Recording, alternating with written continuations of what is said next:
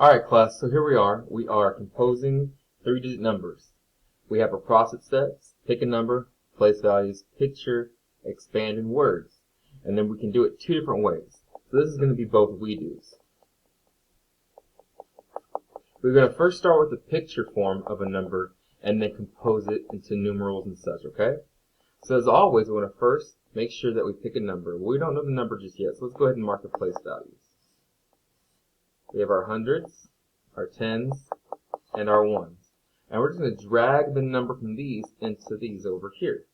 So we have one flat, that's 100. That really means 100. We have 1, 2, 3, 4, 5 rods. That really means 50.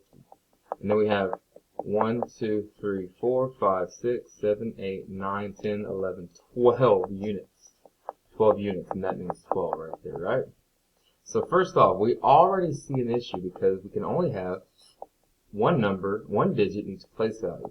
So this 10, we need to group it over. We need to get it out of there because only one digit, right? Well, if we're looking at the rods, we know that one rod is equivalent to how many units? Well, always it's 10. So let me just go ahead and make a new rod so I can get that out of the ones place value.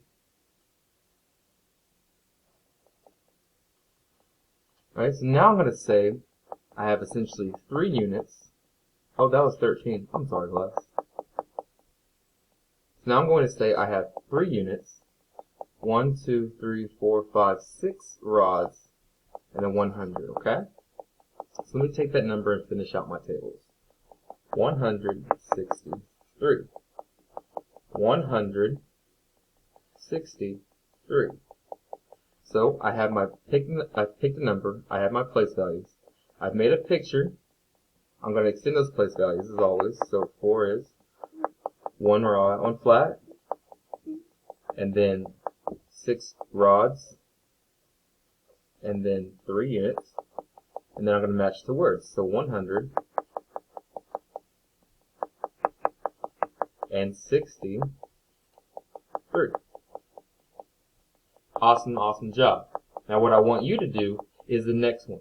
So go ahead on a new sheet of paper, get your table ready with your hundreds chart, and that's it. Pause the video when you're ready, we'll start again. Alright class, so the next one we're going to do for the we do,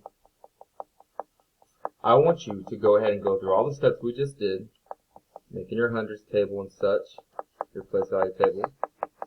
For this numeral right here, we have a rod, we have 1 flat, 4 rods, and these are groups of 5 for units.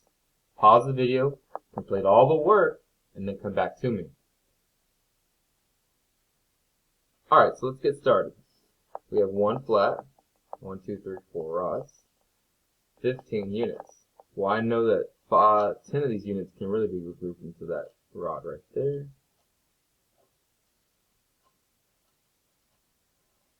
So now in reality, I have 5 ones, 5 tens, 1 flat, 100. Then do my expander, 155. So I have 155 expanded.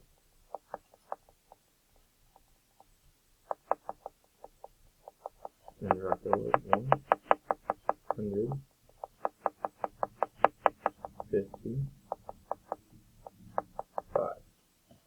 Awesome job. High five yourself if you got it correct. If not, go back and check and see what you did incorrectly. We're about to get ready for some things on your own.